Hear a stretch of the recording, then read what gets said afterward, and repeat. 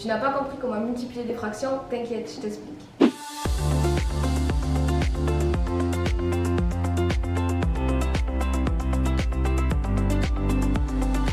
Dans cette vidéo, on va chercher à multiplier 2 cinquièmes par 4 tiers et 21 seizièmes par 24 neuvièmes. Pour multiplier deux fractions, on multiplie les numérateurs entre eux et les dénominateurs entre eux. Cette règle est à retenir. Commençons par le calcul 2 cinquièmes fois 4 tiers. On multiplie les numérateurs entre eux, c'est-à-dire 2 fois 4, et les dénominateurs entre eux, c'est-à-dire 5 fois 3. On effectue des produits au numérateur et au dénominateur et on obtient 8 quinzièmes. On vérifie qu'on ne peut pas simplifier la fraction. Ici, la fraction 8 quinzièmes est irréductible. Le calcul est donc terminé. Passons au deuxième calcul. 21 seizièmes fois 24 neuvièmes.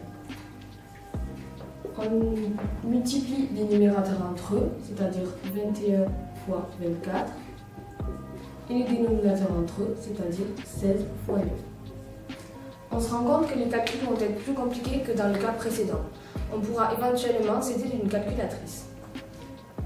On effectue donc les calculs au numérateur et au dénominateur et on obtient 504 sur 144. Ici, la simplification n'est pas simple à réaliser car les nombres sont assez conséquents et ne sont donc pas dans les tables de multiplication. On va donc s'aider des critères de divisibilité. Ça marche très bien, mais ça risque d'être long et fastidieux. Reprenons ce calcul, 21 seizièmes fois 24 neuvièmes, afin de l'effectuer plus efficacement. On multiplie toujours les numérateurs entre eux, 21 fois 24, et les dénominateurs entre eux, c'est-à-dire 16 fois 9. Au lieu d'effectuer les produits au numérateur et au dénominateur comme on l'a fait précédemment, on va chercher à décomposer les facteurs de ces produits en de nouveaux produits. C'est une étape qui demande le plus souvent d'être attentif et de bien connaître les tables de multiplication, voire dans certains cas les critères de divisibilité. Ici, on décompose 21 en 3 fois 7, 24 en 3 fois 8,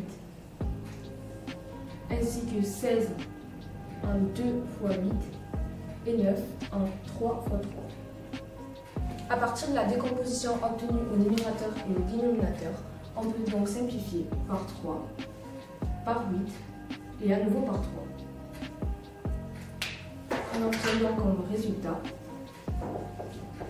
7 demi.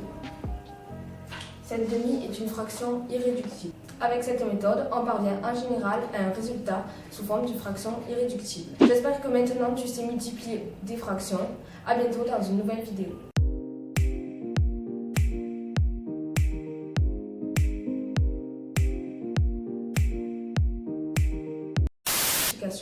Il faudra donc utiliser les critères de divisibilité.